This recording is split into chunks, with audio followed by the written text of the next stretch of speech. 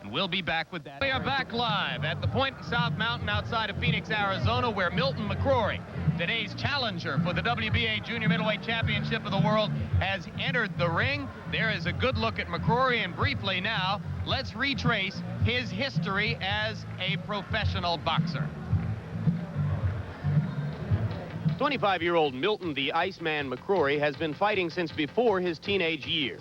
After a successful amateur career and 20 straight wins as a professional, McCrory fought Welshman Colin Jones in 1983 for the WBC welterweight crown Sugar Ray Leonard had left behind in retirement.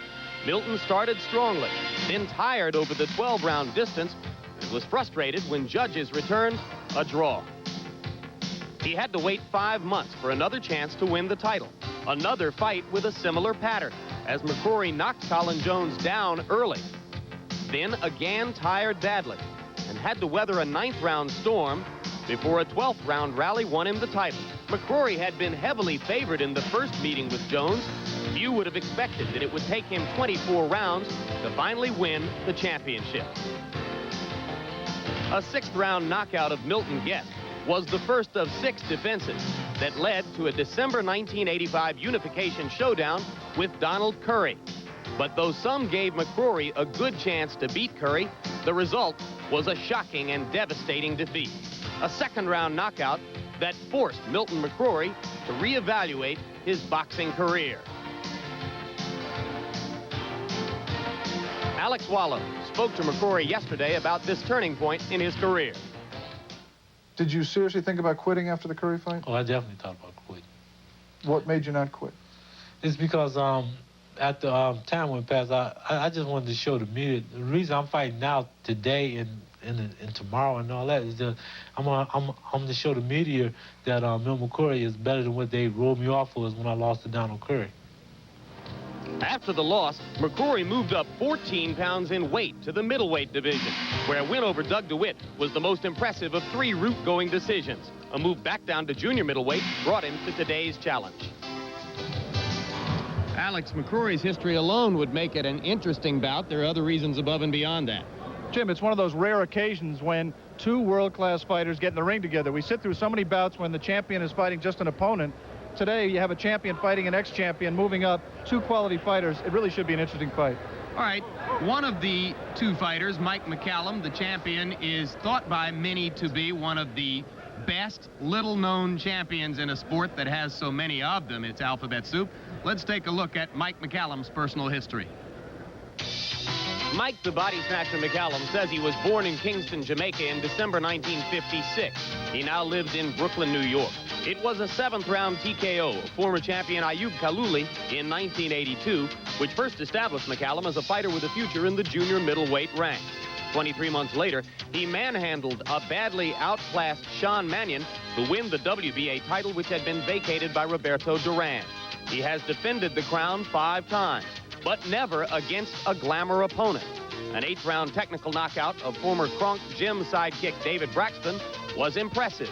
So was a later 2nd-round knockout of Julian Jackson 8 months ago.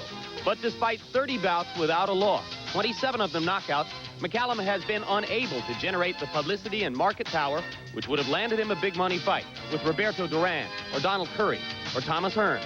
Now, 30 years old, he recognizes the need to make his move starting here. Well, I would say this fight is like a turning point in my career for greatness. I'm a great champion. I've defended my title successfully 5 times.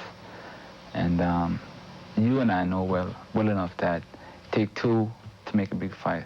2 great names, like a Fagamisek Aguilar and a Leonard. And I haven't gotten that shot. I'm right at the door knocking, but I just haven't got the shot.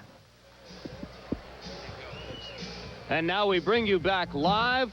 15-round fight for the WBA junior middleweight title coming up here on ABC Sports. That man, Mike McCallum, in the spotlight right after this.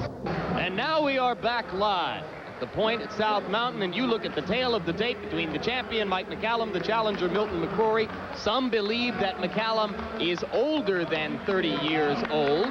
and that is the most significant fact to be found there on the tail of the tape. We know that McCrory is 25.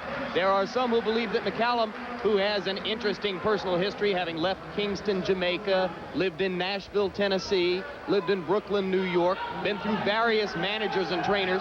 Some think he's as much as 35 years old. Milton McCrory has spent his entire boxing career, amateur and professional, under the tutelage of Emmanuel Stewart at the Kronk Gym in Detroit. Mike McCallum was also once a Kronk fighter, and the two of them know each other from those days and have sparred with each other, as we'll be talking about just later on. WBA rules for this championship fight. The 3 knockdown rule is in effect. No standing 8 count. The mandatory 8 count is in effect. And the scoring will be by 3 judges on the 10-point must system. You notice both fighters came out relatively dry, Jim. That would indicate that in deference to the tremendous heat here in Phoenix, neither of them wanted to work too hard in the dressing room getting heated up. They didn't want to waste any energy. They wanted to save every bit of energy they have, and I think that really is the keynote of this fight.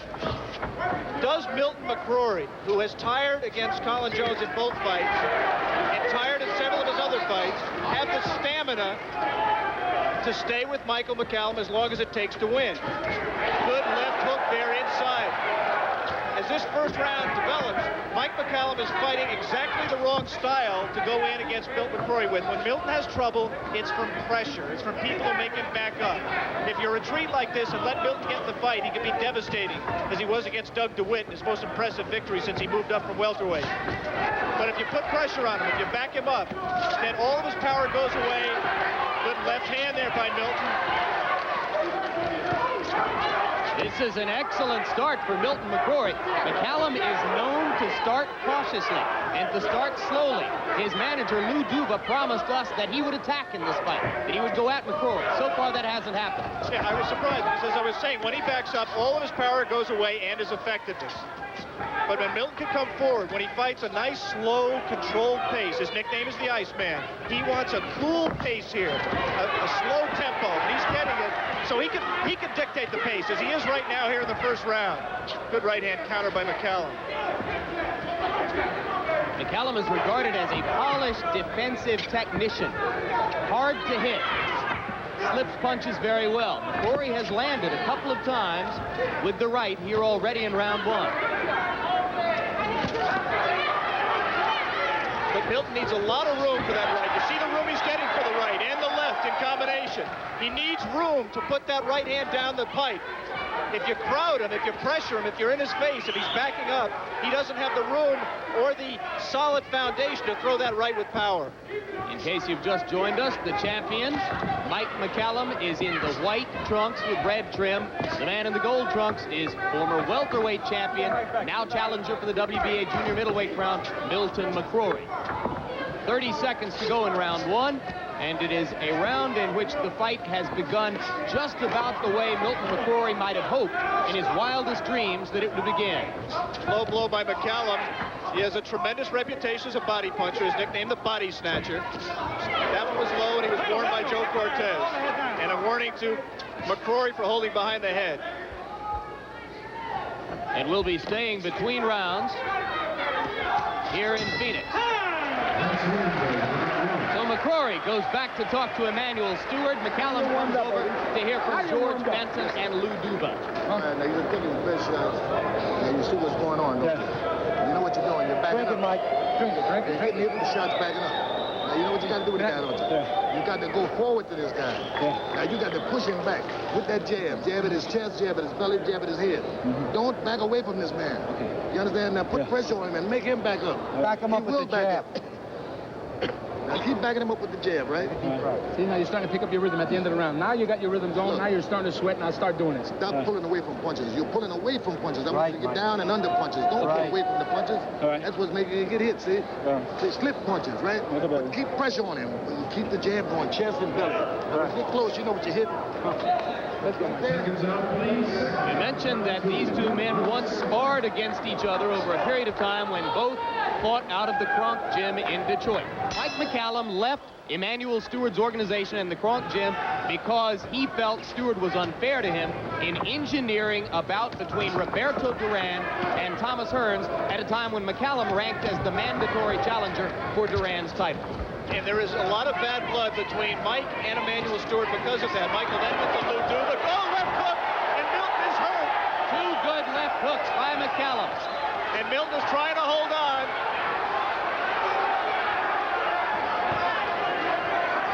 McCallum, although he's got a tremendous number of knockouts, 27 and 30 fights, really doesn't have one-punch knockout power. But he hurt Milton McCrory with the first good punch he landed in this fight. McCallum looks much more certain of himself now than he did in round one. You heard George Benton telling him to go forward, and now that's what he's doing. It is McCrory suddenly who's backing up. That left-hand shot changed the fight.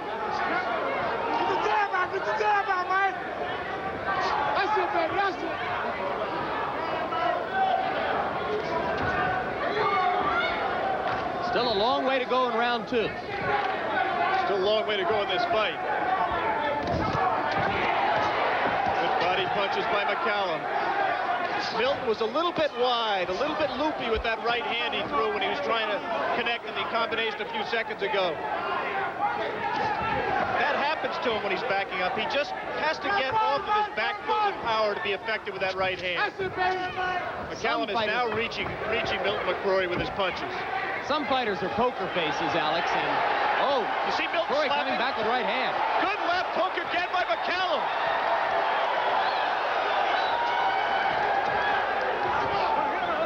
McCallum, the more effective in-fighter. Milton McCrory wants his distance. Again, the left hook. You know, Donald Curry ate Milton alive with right hands over his jab. But Mike McCallum seems to find a way to get that left hook home inside. Even though Milton's holding his right up, again, the left hook gets home. Milton goes left-handed here. Switches right back. McCallum has landed at least 4 solid left hooks in this round. Milton McCrory has no power in his punches right now. He's pushing that right hand. No snap at all.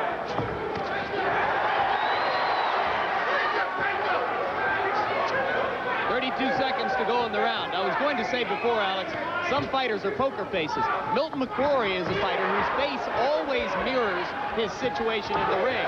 You can tell when he feels uncertain about himself, and for a while in this round, he had the look of a frightened deer. Right here, you see Mike McCallum has backed off a little bit, not putting the pressure on Stan. I think he's giving Milton a little rest here that he really shouldn't be. It's tactically a mistake, I think. Well, this is what McCallum has been criticized for, being overly cautious, overly patient, not having a killer instinct. And again, we will stay between rounds, this time to listen to the instructions of Emanuel Steward to Milton McCrory. How you feeling? Look good. Man's getting tired. His strength is going fast. When you get through, remember pushing hard when you get through. It's good, man. Yeah, pushing hard when you get through. Put a little water on his head, just a little bit. How does it feel? Pretty good?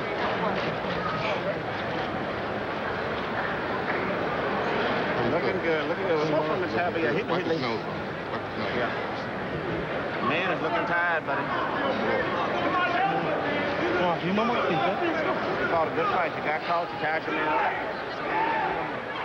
Let's look for the left hook here. There it is, right inside, on the temple. The second swipe didn't do too much damage, but that first punch high in the head of Milton McCrory caused him to wobble. Now the second one. Milton misses. He's left-handed here, and boom. Gets caught with a left hook again inside. And now round 3 begins. Well, the first round belonged to McCrory, and the second round certainly belonged to McCallum. And again, judge the tempo of the round. When it's a wild round with a lot of punches and a lot of energy expended, it favors McCallum, because I believe he has the edge in stamina. If it's a cool, slow, nice, controlled tempo, it favors McCrory. Now we've reverted to the first round tempo. McCallum at distance, not putting any pressure on. Good body punch there. On the belt, a little bit below the belt. Cortez warned him.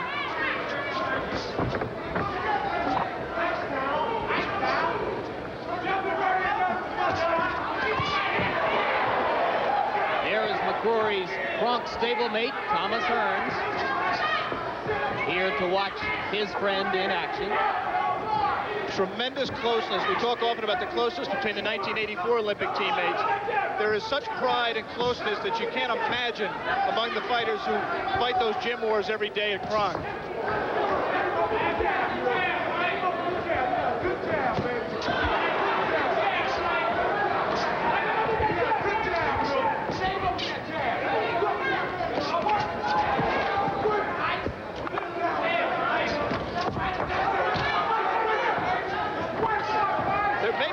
Why McCallum is fighting this way. He may know how much gas he has in his tank. A lot of people feel that Mike McCallum has to kill himself to make this 54-pound weight. Lou Duva, good combination there by McCrory. Lou Duva admitted that Mike ballooned up, came into camp at 171 in preparation for this fight. He got down gradually, which is the right way to do it without weakening yourself too much. But at age 30, perhaps older as rumored, Emmanuel Stewart says Mike McCallum doesn't have the stamina anymore, he doesn't have the legs, and he doesn't have the reflexes to beat his man, Milton McCrory. Blood trickling from the nose of McCrory. Both fighters have landed solid punches in the last 20 seconds. But still, a slow measured pace, and I think it's Milton's round going in here to the final 45 seconds of the round. Back him up with that jab. Back him up. Go forward with that jab. Come on. Back him up. Back him up. We got to get somebody to You may have heard Lou Duva yelling at McCallum to back him up with the jab. McCallum now starting to go forward and stalk again. Good right hand counter by McCallum. Milton holds on. Milton holds on again. Took a kidney punch, blood again from Milton's nose. Come on, back him up. And we come to the end of round 3 of what is developing into an interesting and in some ways enigmatic bout. We'll be back. We begin round 4 of this WBA junior middleweight championship fight, scheduled for 15 rounds here in a tent on the grounds of a hotel in Phoenix, where outside the temperature is in the high 80s or low 90s, and where the air conditioning system has been barely adequate inside. Both fighters in a heavy sweat. You have the true Easter spirit to call this air conditioning barely adequate. It's non-existent. I'm trying to be charitable.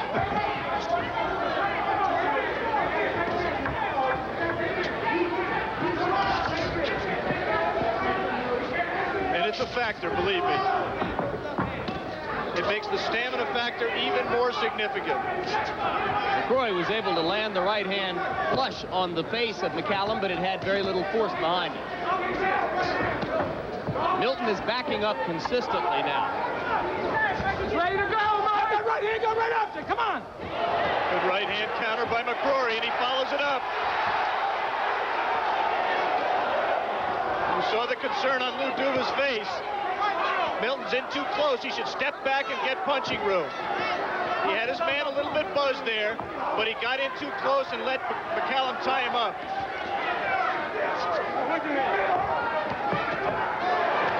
Good straight left, snapping left from Milton.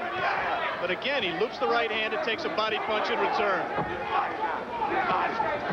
You make a good point. When he steps up into close quarters. 1-2 by Milton McCrory. And McCallum wobbles slightly. McCrory starting to put punches together in effective combinations. And Mike McCallum just is not coming back with anything significant. Milton's wide open coming in. But McCallum just is not able to get off. There's the left hook again that Milton's been eating since the opening round. And another left body hook. punch by McCallum. It takes patience to throw those body punches. It's not as flashy as the punches to the head. But if Mike McCallum can stay in this fight, you saw those body punches back Milton McCrory up. Just those 2 punches to the body cut off Milton McCrory's offense and made him bail out. And I think the flow of blood from McCrory's nose has begun to bother him, Alex. He has pawed at the nose twice now with his right glove. Yeah, and his mouth is wide open.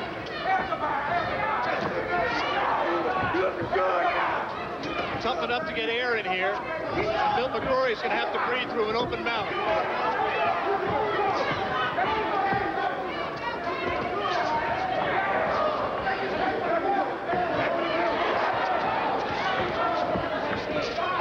But McCrory McCrory showing considerable resiliency. Good round from Milton. His combinations have been the key to round 4.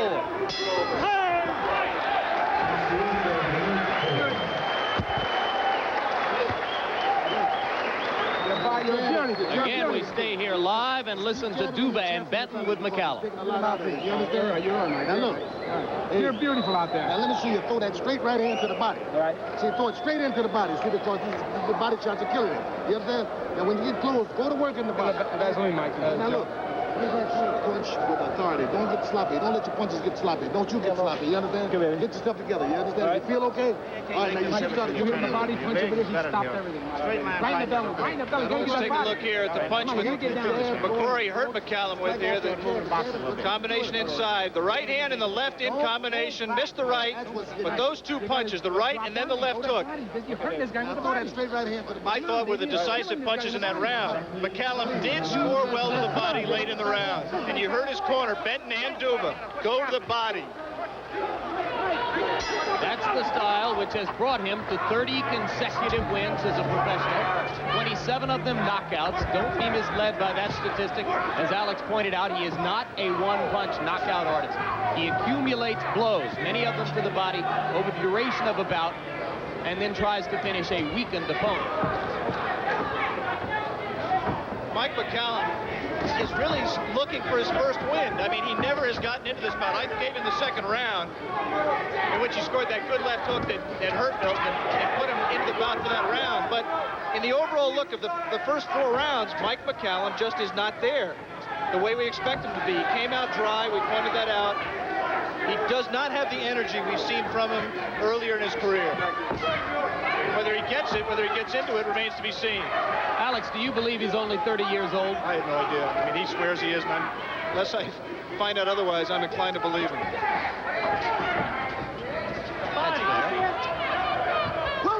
It's not so much the age as it is the number of fights.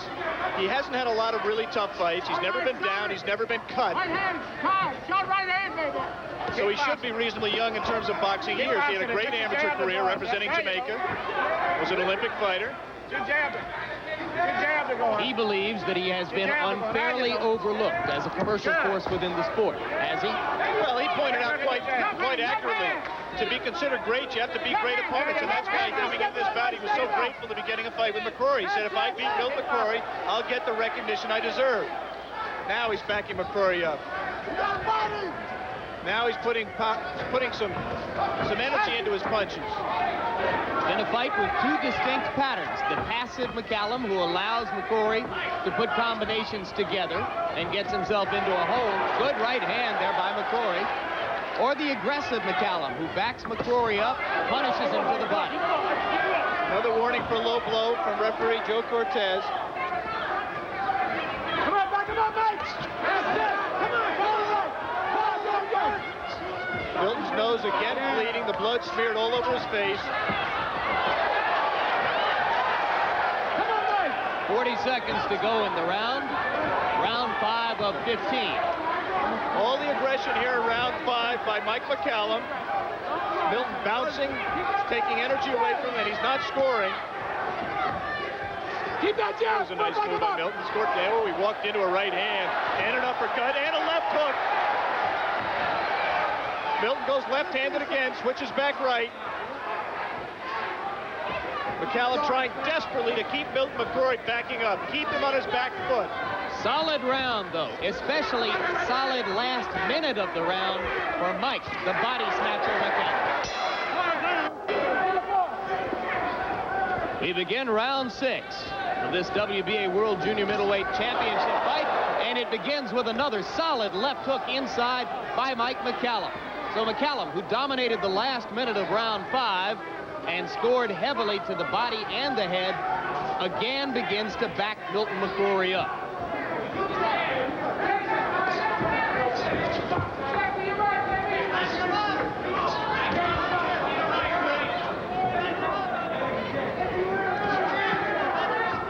There was an opportunity right there when McCallum bent down to let his left go to the body of Milton McCrory, and he did not take it. I know Mike McCallum knows how to body punch. I mean, he's built a whole reputation on it. It's just a matter right now of does he have the energy to do it.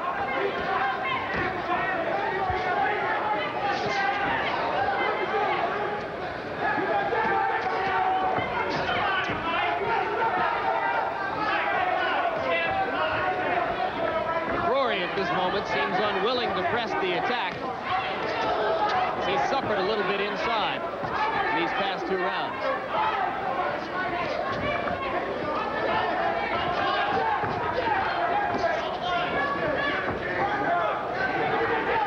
Good look at Emmanuel Stewart, the guru of the Kronk Gymnasium, and as he looks on, Milton McCrory lands his first good combination of round 6.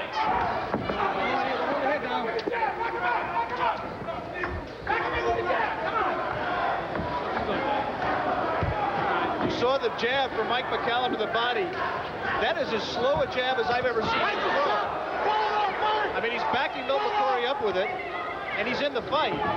It's just a different Mike McCallum than I'm used to seeing, and he's going to have to fight on guts. And there have been a lot of people through the years who question Mike's guts. They've said, yeah, he's got a lot of ability, but he doesn't have the guts to be a great champion. He doesn't have the fire in his belly that's necessary to be a champion. He makes tough fights out of fights that should be easy.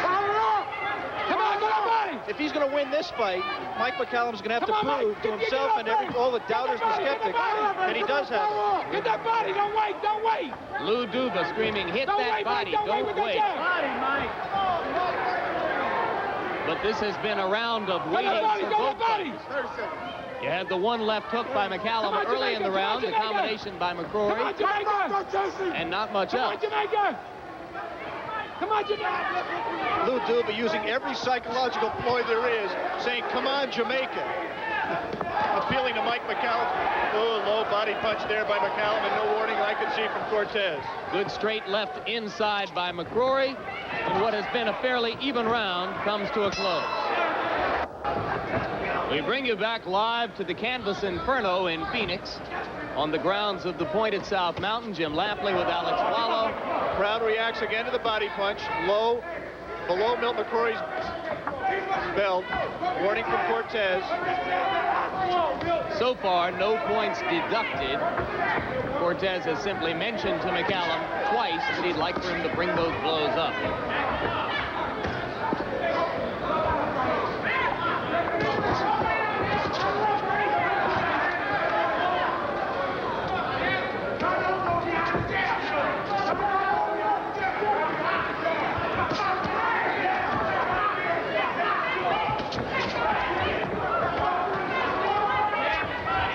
Jab by Milton McCrory. That's a punch he's got to use to keep McCallum from just walking in. He should be shooting it there. I think what you have here, Jim, is just 2 fighters who are tired, early in the fight tired. And pacing themselves with an eye toward who can go 15 rounds. Pace has slowed considerably since the first 2 rounds. They want to fight enough to win the round, but only enough to win the round. They really want to keep something in reserve. Well, it's just hard for me to believe, Alex, that Milton McCrory can win a fight like this, because McCallum is inevitably going to score more inside on those occasions when they are in close. No blood at the halfway point in round 7 for Milton McCrory's nose. He's got an excellent cut man, Ralph Citro in his corner. That's it! Just drop it in there! You can see the concentration of McCallum. It almost seems like he's looking straight at that nose and trying to pick at it with that left jab. Let the right hand This is no longer spectacular action, but let your right hand I personally believe if I were Mike McCallum, I'd be quite satisfied with this.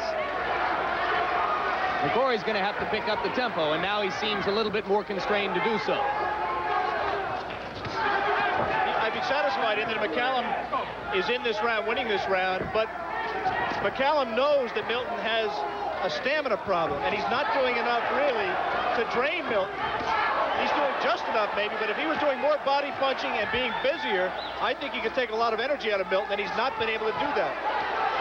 McCallum now, for the first time, trying to load up the right hand and land a heavy blow. Not necessarily what he does best.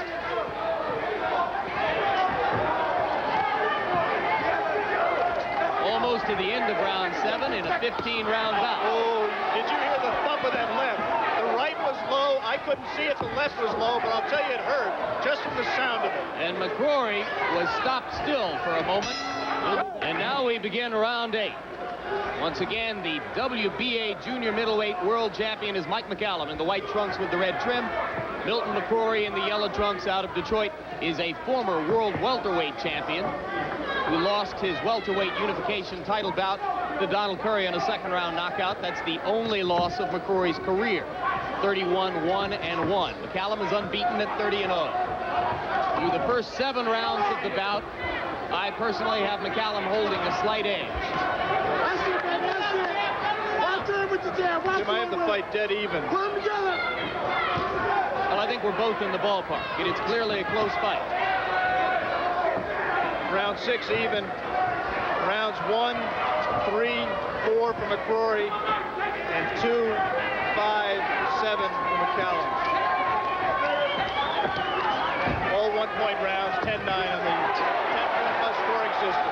Good right hand from McCrory, but the punches which followed up had nothing on them.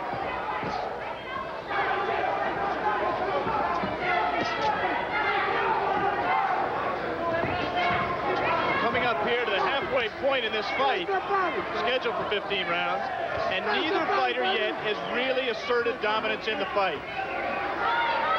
A very measured pace.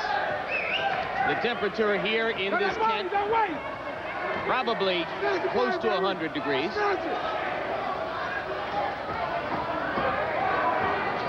After all, it's 90 outside.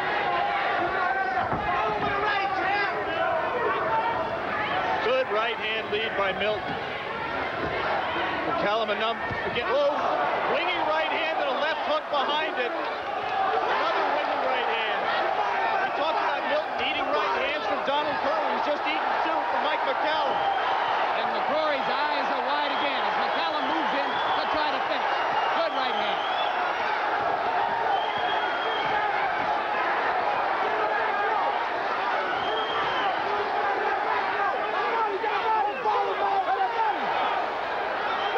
Milton's head is bobbing around. Tremendous right hand and that 4-punch flurry by McCallum.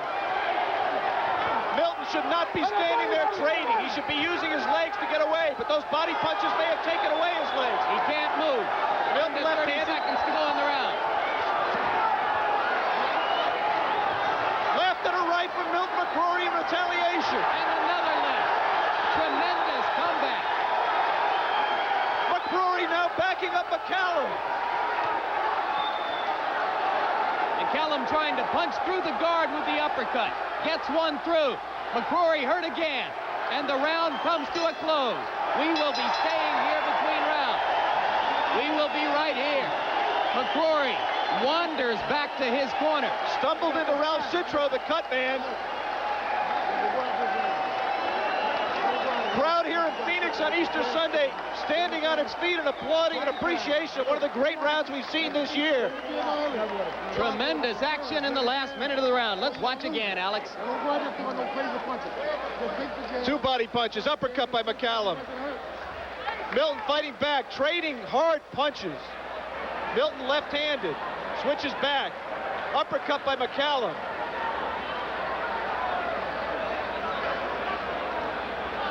Reminiscent of round 9 of Hagler-Leonard just 2 weeks ago. These fighters are not in that same class, but they're fighting with as much courage in his heart here as Hagler and Leonard did in Las Vegas. Joe Cortez trying to chase little Duva out of the ring. Duva trying to do everything he can. And now McCrory has a problem with the left eye as well. So the right eye is partially closed, although not too bad. Apparently there is a nick above the left eye. That white substance you see there is, he just got knocked off. I believe that's Avitine that Ralph Citro is trying to push into the cut, a coagulant to stop the cut, but McCallum with his first punch knocked it off. How much got into the eye, into the cut, remains to be seen. And this is where the accuracy of Mike McCallum's punches begins to pay off. And he's the kind of fighter who can target that. And this is where the stamina of Milton McCrory, here the eye is open, wide open. Yeah, now McCrory's in serious trouble. And Milton is now no longer pawing at his nose, which is stopped. He's pawing at that left eye.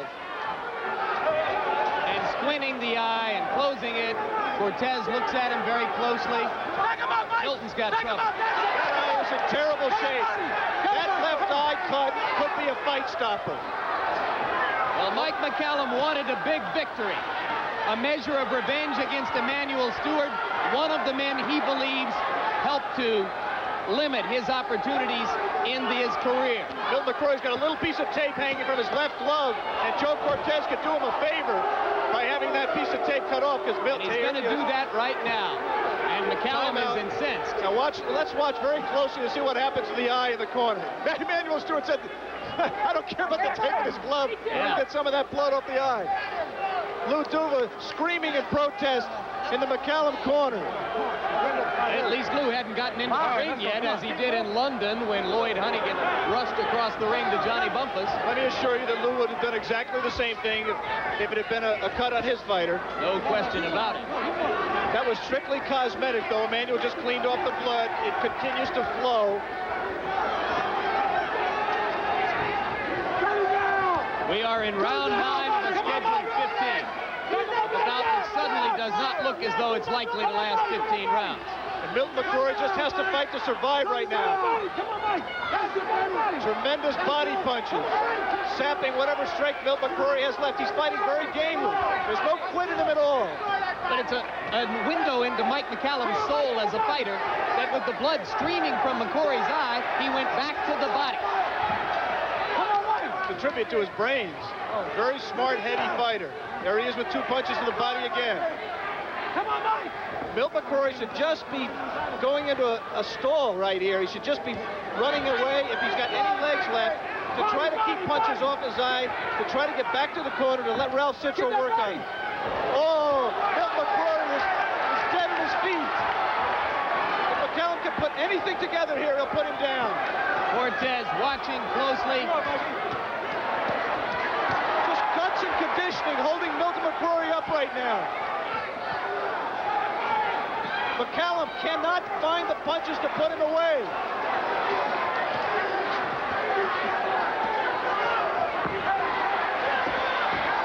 Once again, we will stay between rounds. We are staying right here. And let's watch Ralph Citro go to work now on the left eye of Milton McCrory. For the moment, Citro's the key figure in the ring. Citro's going to clean it off. He's going to look at what he's got.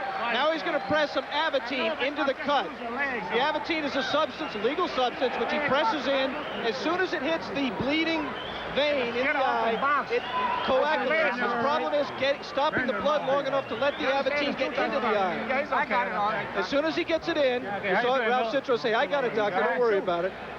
And your head on launch, you just got to move your legs. Roger Stafford, moving in and out with your legs. That's what we're talking about, leg boxing, not just standing in one spot. Trying this, man. Trying this. Okay, let's get up. He's more tired than you are, man. I'm telling you, you have to use your legs. That's what we're telling you. You got to feel for McCrory. You heard him. I'm trying. I'm really trying. And again, the Avitine on the eye. We'll see how long it takes to come off. I don't know how much Ralph Citro was able to get into the eye. From Citro's point of view, it was a successful between rounds because the doctor from the Arizona Commission did not go in and make a big point of looking into the eye. He saw it from a distance, did not clean it off himself, and did not delay Ralph Citro's ability to work on the eye himself. So Citro got 50 out of the 1 minute, 50 seconds out of the 1 minute to work on the eye. And of course you heard Emanuel Stewart saying that he wanted Milton to use his legs. So for now he tries to go back to boxing. You might have heard Manuel reference, remember Roger Stafford. It was right here in Phoenix in a 10-round tune-up fight that Bill McCrory hurt his right hand terribly against Roger Stafford. He was clearly in command, but in the 8th round, his right hand just went completely. It was useless. And Bill McCrory got on his bicycle, used his jab. He did leg boxing, what Emanuel just called leg boxing. After all the body punching from Mike McCallum, it's a big question whether Milton has that kind of leg power left. Come on. And And remember that the big round for McCallum followed the round in which he closed with 2 vicious body shots. The left to the liver, which froze McCrory and seemed to take all the starch out of him. This is round 10. We'd like to alert our local stations along the line that, barring any further dramatic developments in this round, we will be taking a station break at the end of this stanza. McCallum going in once again. Milton just pushing his punches now, nothing on him. Suddenly forgetting the move. Joe Cortez looking closely. Uduma screaming, stop it, trying to put the idea in Joe Cortez's mind. But McCrory's still fighting back, and as long as he throws punches, Cortez, Milton is down. Milton, that cut is terrible.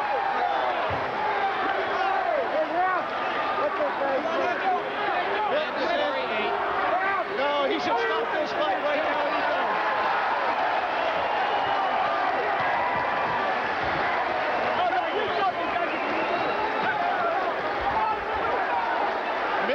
Mike McCallum ran right over. When the referee stopped the fight, Mike McCallum ran right over defiantly to Emanuel Stewart and told him that he had his revenge. Got right up in Stewart's face. It was a remarkable scene as McCallum wins a victory that he very, very badly wanted. Tremendous victory for McCallum at 2:20 of the 10th round. TKO. Joe Cortez wisely stopping the fight. Milton McCrory said he wanted to go on, but he wobbled right there at the last moment, and Cortez stopped the bout as he should have. The 9th successful title defense for Mike McCallum, who makes no bones about the fact that he would like Donald Curry next. Very badly wants for his management to try to arrange a meeting for him with Donald Curry. Let's take a look at the series of punches that led to the stoppage. Milton McCrory virtually defenseless, just trying to cover. Fires back, nothing on his left, pushes the right pitifully. McCallum just trying to line him up. Milton grimacing. You see Milton, he sees the punches coming, he just doesn't have enough to get out of the way of them. Well, Milton showed some guts, Alex. Showed a lot of guts. Ultimately, the combination of the heat and the body punching through rounds 6, 7, and 8 took their toll, and then once he suffered the serious cut over the left eye, and that became a major concern, he just didn't have enough left to defend himself. Let's see if there's one single punch, or is it just an accumulation? No, really nothing there. There's a right hand. At this point, Milton is just completely exhausted.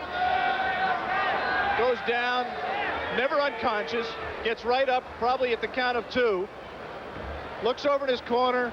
Referee's going to ask him. He nods, I'm okay. Cortez continues the count, looks over in his corner again, blinks with his left eye, trying to blink the blood, and Cortez stops it.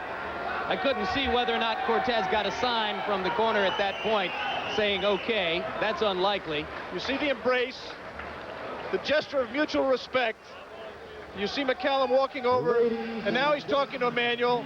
Emanuel Stewart's right there in his left. He's talking to him. I don't know if this is... The winner of the bout by technical knockout and still WBA junior middleweight champion, Mike the Body Snatcher McCallum. So McCallum moves to 31-0 with 28 knockouts. And Milton McCrory absorbs the second loss of his career, falling to 31-2-1. We'll be back. Try to get a word with Mike McCallum after this word from our local stations. We bring you back live to Phoenix, Arizona, where Mike McCallum has just accomplished the 9th successful defense of his WBA World Junior Middleweight Championship, a technical knockout at 2:20 of the 10th round of challenger Milton McCrory, with whom he once sparred at the Kronk Gym in Detroit when both fought under the banner of Emanuel Stewart before Emanuel Stewart arranged for Thomas Hearns instead of McCallum to fight Roberto Duran. That left McCallum with a grudge, which he finally settled today. And now Alex Wallow stands by with him in the ring. Mike, I remarked when you came into the ring that you were dry as a bone. Were you properly warmed up? You started slow. No, it was like, I heard I was supposed to go on the 2 o'clock, latest 2:10. My stablemate Mel just said I was fighting. And all my handlers, Duva, Georgie, and Tommy, but Tom was with me. They all was in the ring at the time. So I figured more or less we'd come back at time to work, sweat and everything. You worked up a sweat eventually, I can see. Eventually, but it was tough because the first couple rounds, I wasn't getting off at all. And he was pacing me that jab real good, throwing right hands, catching a couple of times. But I was real cold, I couldn't get off. But in the middle part of the round, I started getting myself together. My trainer, Lou and George, keep telling me, stay right there, don't move, don't back up. Go to the body. Every time he hit to the body, he slowed down or he flinched. That was beautiful. The body punching appeared decisive, Mike. Hey, Donald. We're going to take a look, Mike, at the 8th round, the last 30 seconds of the 8th round, when it really seemed like you turned the tide. You opened the cut, and you really went to the body effectively. You looked like you backed him out with the body shots and the jab. You see, this part here, I was getting under the jab and 1-2. He was throwing right hand. I was coming over on top with the right hand. You see, I was catching that left hook because he threw the right hand to get left hook, but I was working under and over, come back across the right hand. Right there, I was just getting myself together. See, the uppercuts were working. Everything was working then, body shots. Everything was working well for me. And I know it's a matter of time I'd get McCrory out the ring. Mike, we made a point during the fight of talking about the animosity that's existed, the revenge factor, the grudge match factor between you and Emmanuel Stewart. Was there any hostility between you and Milton? No, not at all. Milton is a great kid. When I was in the Crown team, I had nothing with Thomas Hearns, none of the guys in the Crown team. The only factor was Emmanuel Stewart did what he did to me. What did you say to Emmanuel right after the referee stopped the fight? I said, I'm a champ of the world. Still the champ. I know you don't like that because he's a very personal man. You don't like losers. And my revenge to Emmanuel Stewart, let's keep winning. It's 2 defeats out of the Crown stable. And I'm still going strong. Now, you've beaten David Braxton out of the Kronk stable. You just beat Milton McCrory. Donald Curry joined us right over here. Here's Donald Curry, who's congratulating Mike McCallum. Do you have any thoughts? Lou Duba's here. Do you have any thoughts about fighting this young man? Absolutely. I think Donald Curry is one hell of a fighter. He's a true champion. Mike's a true champion. I think we ought to get it on and get this on television. Let's find out who's the better fighter. Was this a day you were happy to sit on the sidelines and watch 2 other men work, Donald? Almost definitely. Mike looked extremely well, and I'm hoping to fight Mike in the near future, and I'm looking forward to it. Thanks, Donald. Michael, let me ask you one last question. There's one great hero in the Kronk stable. His name is Thomas Hearns. He's at ringside here today. Would you like to complete the hat trick eventually and fight Thomas? Most definitely. Bring Thomas on. Anybody. I'm ready for anybody. Tremendous victory, Michael. I hope it gives you the recognition you deserve. First of all, I must thank ABC for giving me this great opportunity to show my great talent, my great skill. I wanted to do great on TV, and you said it was good, and I'm very happy. I must say happy Easter to all the listeners and all the viewers that watch the fight. I hope they enjoy this Easter. To Jamaican people, I did it for the independent. I'm the champ, the world champion, the greatest fighter pound to pound, greatest of all time, Mike McCallum. Thank you, Michael. All right, and thank you very much, Alex Wallow. And so now we look forward to see exactly what the main events organization might be able to arrange for McCallum in the way of a meeting with Donald Curry or Thomas Hearns. He can't lust after Roberto Duran anymore. Duran is gone. Here now a look at the last 30 seconds of brutal punishment dished out by McCallum to a game and gutty Milton McCrory, as McCrory, with his legs completely gone, stayed in a stationary position on the ropes. Once again, to underline the point that Alex mentioned in the interview, you have to believe that the most decisive blows in the bout were the punishing body shots delivered consistently through rounds 6, 7, 8, and 9 by McCallum. That, along with the big cut over the left eye, helped to slow McCrory down and make him an easy target for the champion. McCallum once again moves to 31 and zip. McCrory drops to 31, 2 and 1, and we have seen 2 excellent action-filled bouts today on Schlitz Malt Liquor presents Professional Boxing on ABC Sports. So we'll be back to wrap this up from Phoenix and to look ahead to further boxing action. We're back live in Phoenix, Arizona, where it was a big Easter Sunday for that man, Jamaican-born, Brooklyn, New York.